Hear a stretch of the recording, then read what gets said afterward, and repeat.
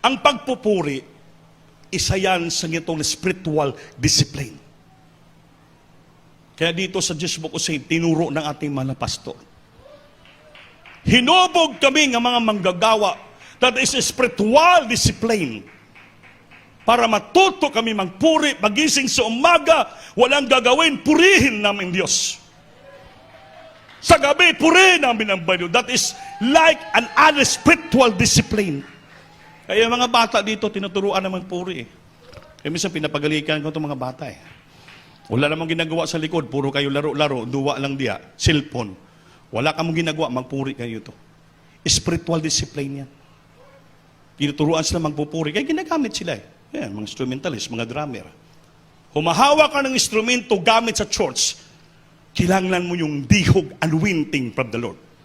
Before you touch mga gamit sa gawain ito, mga microphone, lahat kamera, gitara, instrumento, lahat na gamit property ng church na ginagamit sa pulpito, ang tawag yan, holy things. Balaan nga butang yan. Balaan nga butang. Kaya so, tudlo dito, spiritual discipline. Pag Holy Supper, lahat na ginagamit, kailangan maghalad ng fasting para ma-relief, para mapatawad, maging malinis tayo sa harapan ng ating pinakamamahal na Panginoon. Para pag pagagamit sa iyo, may anointing power ka. Kahit mga kahinaan tayo, mga bata, kung palagi ka nagpupuri, dudurugin sa Diyos yung kahinaan mo. Mapatawad ka ng ating mahal na Panginoon. Sa pag-awit mo, pagkanta, pagpupuri mo, ang Diyos, minarapat niyang pagpupuri mo. Because God deserves our process.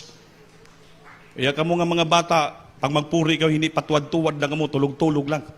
Kaya itaas yung kamay nyo, ibuka ang bibig nyo, umawit kayo, sumigaw kayo. Sikapin nyo, mapuspos kayo ng banal. Kaya importante, ang Holy Spirit, anointing power. Dahil ginagamit ka ng Diyos, hindi tayo pwede magkumpiyansa.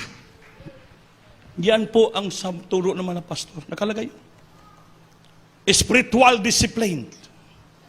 Genuine praise. Anong genuine? Yung tinuod na pagpuri. Totoong pagpupuri, genuine praise and worship will strengthen your relationship with God. Kaya kung magpuri tayo sumamba, yung totoo, genuine yung pagpupuri. Genuine yung pagsamba.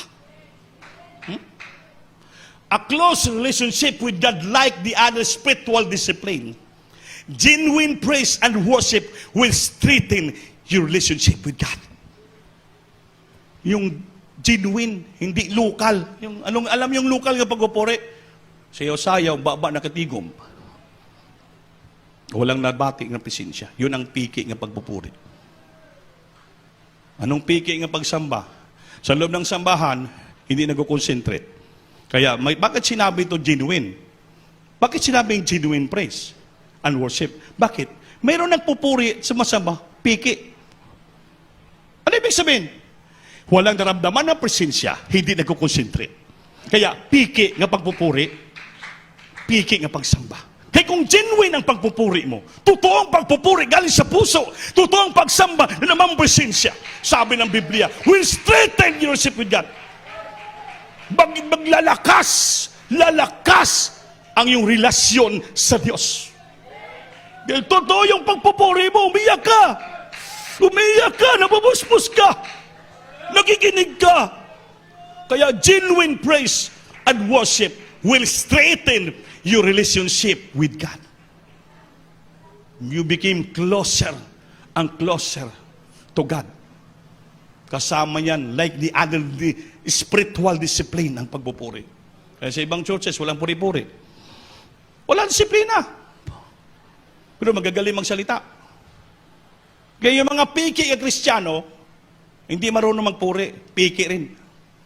Yung totoong Kristiyano, makita mo ang ilang pagpupuri, genuine. Genuine yung pagsamba. Hindi yung magaling ka lang magsalita, magaling ka magpaawit, magaling ka mangaral, hindi ka naman nagpupuri. Kaya sinabi dito a close relationship with God like other spiritual discipline. Spiritual discipline yan.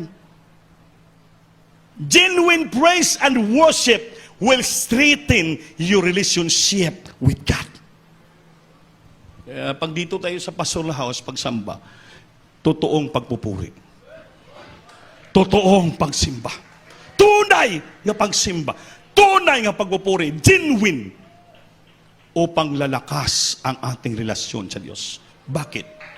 Madama natin ang lubusan ang presensya ng Diyos. Because there is power in God's holy presence. May kapangyarihan. Everybody say, praise the Lord.